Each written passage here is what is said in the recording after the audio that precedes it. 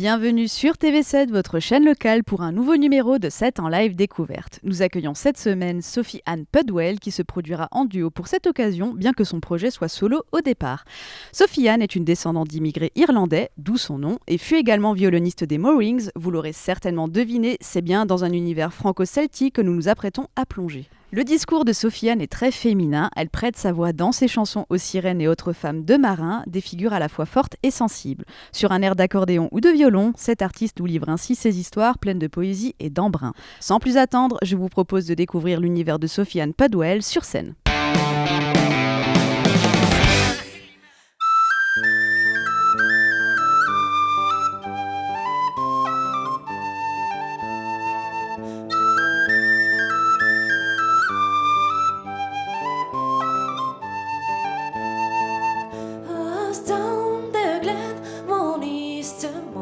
To a city fair rode I.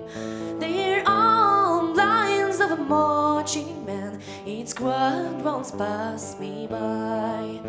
No pipe did hum, no battle drum did sound its loud tattoo. But the angelus bells of a leafy swell rang it through that foggy too.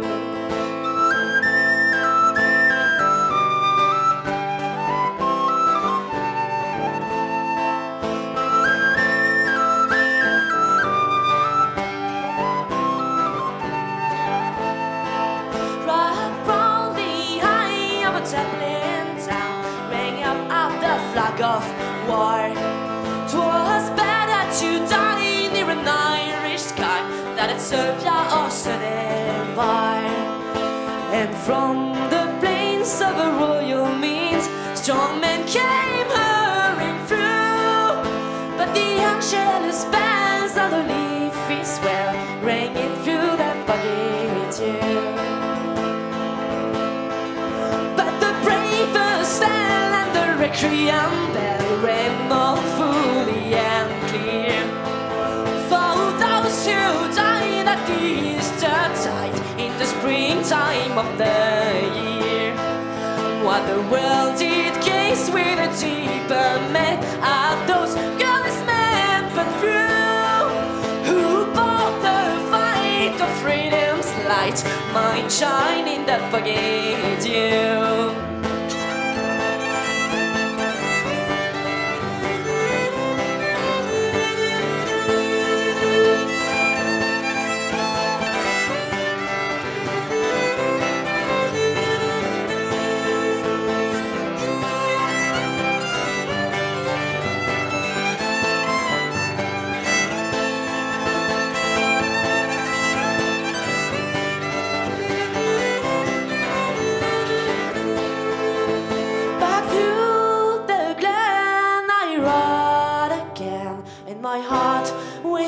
Grief was sore, for I parted then with valiant men who I never shall see more.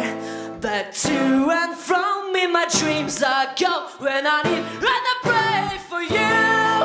For slavery fled the glorious dead when you fell in that foggy dew.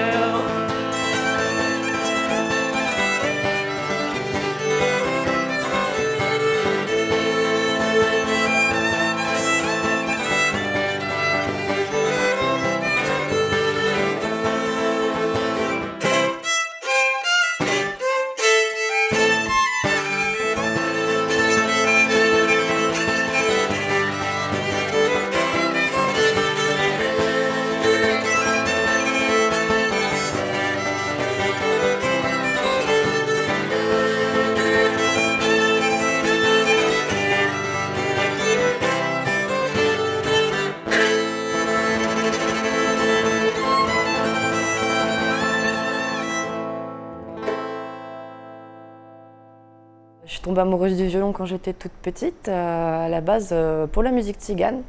J'ai eu un gros coup de cœur pour un groupe de musique tzigane. Je devais avoir 3 ans, la première fois que j'ai dit à ma mère que je voulais faire du violon. Elle voulait pas trop.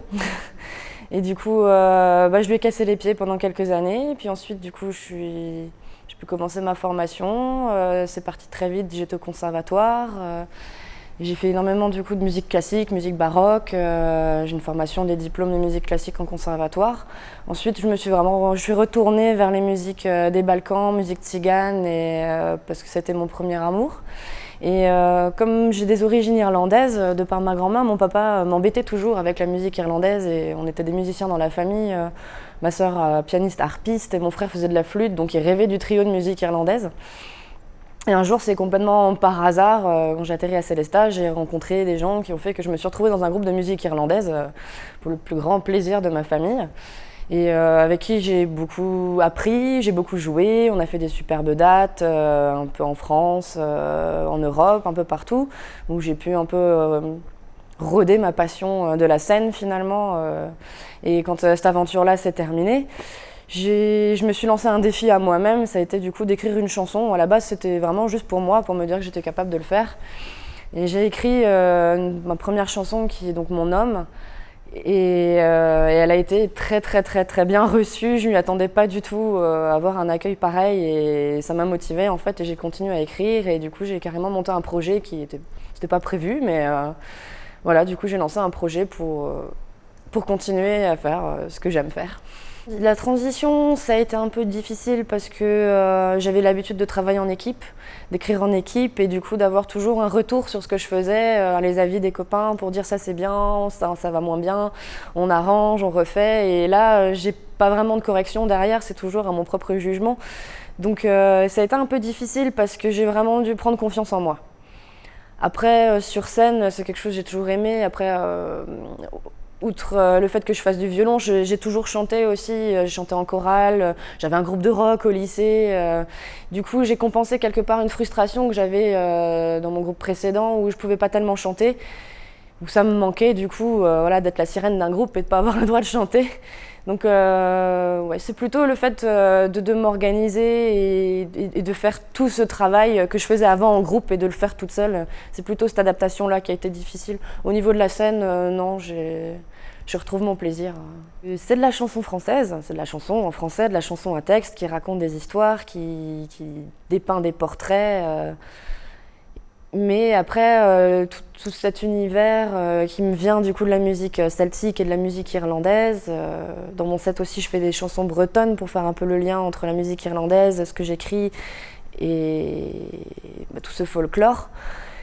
Donc j'ai réfléchi très longtemps pour arriver à dire que c'est de la chanson franco-irlandaise.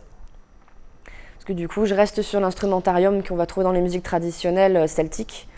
Et comme je tiens particulièrement à la musique irlandaise parce que c'est là d'où je viens et que ce soit dans ma vie ou dans mon cœur, c'est assez important pour moi de le garder. Et puis j'avais aussi un certain public qui me suivait, qui avait peut-être une demande là-dessus. J'avais pas envie de perdre ces gens qui aimaient ce côté-là de chez moi. Donc voilà, je fais pas franchement de la chanson française. Du coup, je me suis décidée pour chanson franco-irlandaise. À la table, au coin du bar, celle qui est tout au fond, toujours le même pilier de comptoir, accroché à son Saint-Émilion.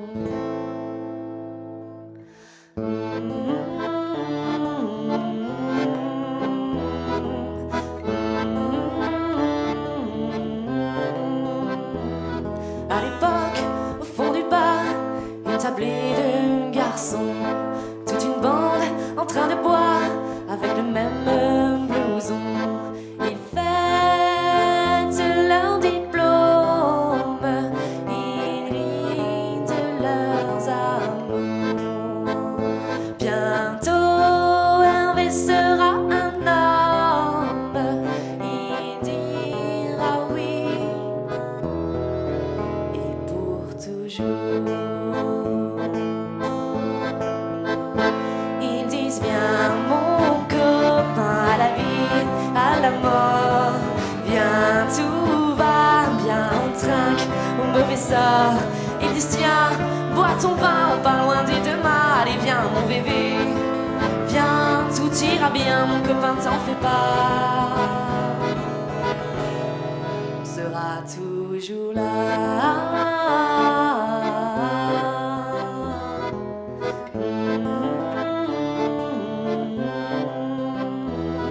Le temps passe au fond du bar, une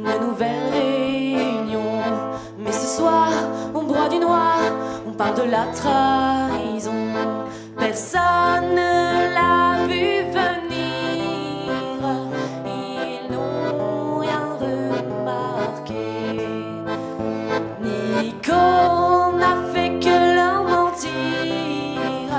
Ils parlent avec la femme d'Hervé. Ils disent viens mon copain, à la vie, à la mort. Viens, tout va bien, on trinque au mauvais sort.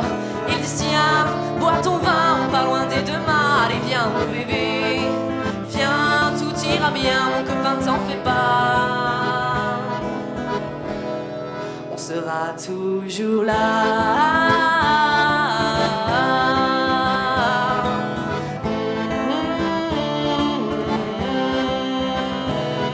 Les histoires au fond du bar avaient semé leur poison. Les copains qui étaient au comptoir ont retourné leur veston pour ne pas prendre part. Il abandonne dans sa misère. Hervé vient tout seul le soir chercher son courage dans un verre.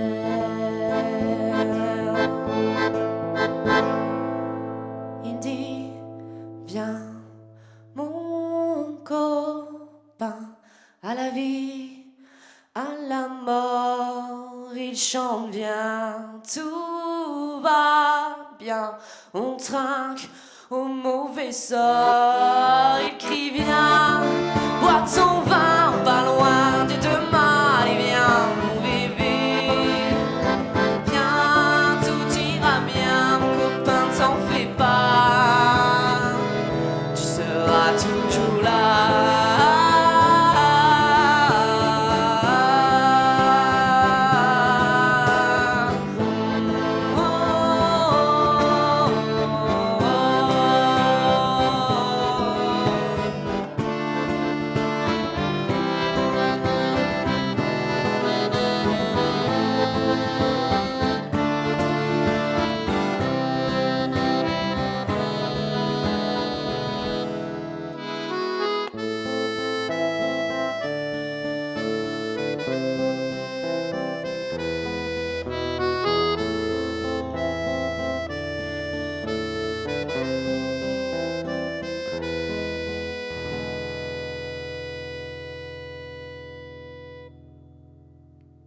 Alors, je suis restée un peu dans le champ lexical qu'on va retrouver dans les musiques irlandaises, c'est-à-dire ça va beaucoup être des chansons qui parlent de marins, mais je me suis placée d'un point de vue un peu plus féminin, donc ça va être plus les femmes des marins justement, et après on reste dans les bars, la mer, un petit peu d'alcool, beaucoup les femmes. Alors je suis violoniste de formation, et puis du coup pour les besoins de mon ancien groupe, je me suis mise à l'accordéon, à la flûte, je fais un petit peu de guitare, je fais de la scie musicale.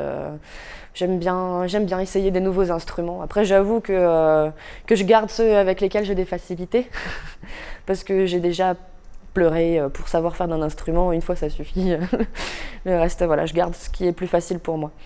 Il y a une version duo qui existe avec laquelle on tourne déjà pas mal. Et puis voilà, mon petit dernier défi personnel, c'est de pouvoir y aller carrément toute seule aussi de temps en temps pour des choses un petit peu plus cosy dans des petits bars et des petits événements. J'ai une préférence pour la formule duo parce que j'ai ma petite guitariste avec moi, Marilyn, qui du coup peut me permettre de libérer mes mains et de sortir mon instrument, le violon. J'ai été vraiment agréablement surprise que les gens me suivent et me soutiennent. Je pensais, déjà à l'époque, j'aimais en plaisanter parce que je disais que sans mon violon et mon mini-shirt, on ne me reconnaissait pas dans la rue. Et en fait, si. En fait, si, c'est peut-être juste que les gens n'osaient pas m'aborder. Mais en tout cas, j'avais pas conscience de la renommée que j'avais à travers mon ancien groupe et que mon personnage existait à part entière en dehors aussi. Du coup, quand j'ai fait le deuil de mon groupe à l'époque, j'ai aussi quelque part fait le deuil de ce personnage jusqu'à ce qu'en fait on le tire des bas-fonds pour me faire réaliser qu'il existait et qu'il y a des gens qui comptaient dessus et qui attendaient. J'ai eu beaucoup de soutien de fans, d'encouragement de fans d'un petit peu partout en France, en Italie, qui voulaient certainement pas que je l'arrête, qui m'envoyaient des messages forts, et où j'ai découvert que j'inspirais des gens aussi, et que j'étais quelqu'un en fait en dehors de ça. Et je me suis dit que c'était dommage de laisser traîner ça comme ça. Des projets, des grosses envies, j'ai envie de jouer. J'ai envie de jouer le plus possible, de retrouver le rythme un peu que j'avais avant, ma petite cadence de jouer tous les week-ends, parce que y a un petit message pour les programmateurs. Si je peux jouer le plus souvent possible, c'est avec grand plaisir. Et juste pour le bonheur d'être sur scène et de partager ma musique. Et c'est une aventure qui commence. Donc j'espère qu'elle ira loin, qu'elle continuera de me surprendre.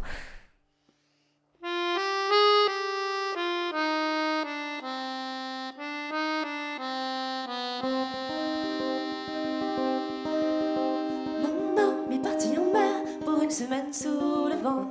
Il est beau et j'en suis fière, c'est le capitaine du brisant. Je lève la tête et tiens les larmes, s'il partait plus longtemps. Je plisse les yeux, le sourire large, mes boucles rousses dans le vent.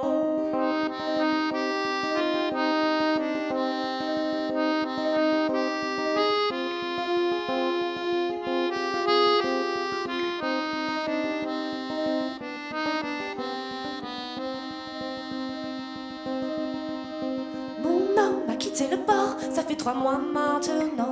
Égaré ou même mort, avalé par l'océan. Je sèche les larmes, relève la tête, perdu sur l'océan.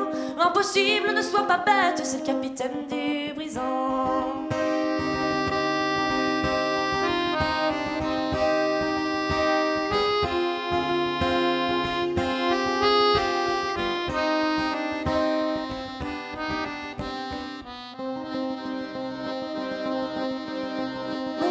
Rentre-t-il au port? Ça fait déjà trop longtemps.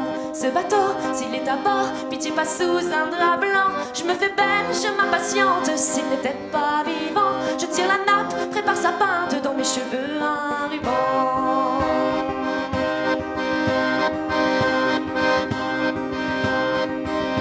Mon âme est rentrée au pub, ça fait des heures que je l'attends. Il n'est pas venu voir ma robe, ni le cœur qui l'attend. Je défais mes cheveux, l'envoie au diable. Pourquoi perdre mon temps? Comment croire encore cette fable? Il aime déjà le brisant.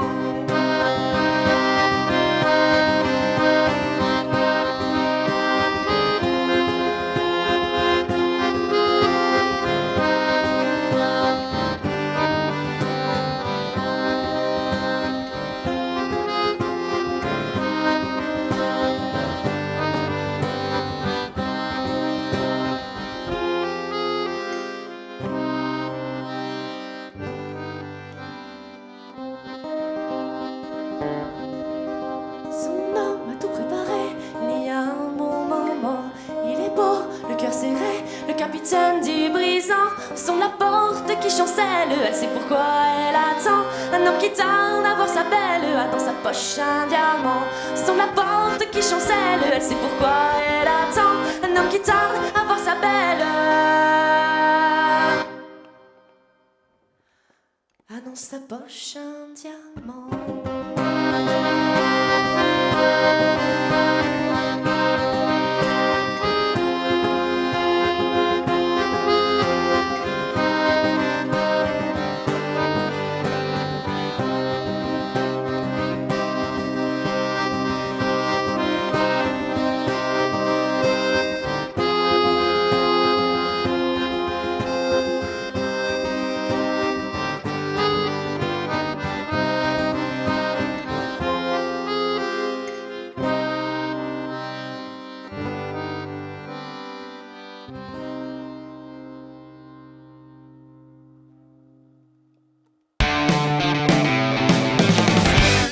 Cette émission de 7 en live découverte est à présent terminée. Je vous donne rendez-vous dans quelques jours sur TV7 pour découvrir un autre talent régional. D'ici là, portez-vous bien et en attendant, salut!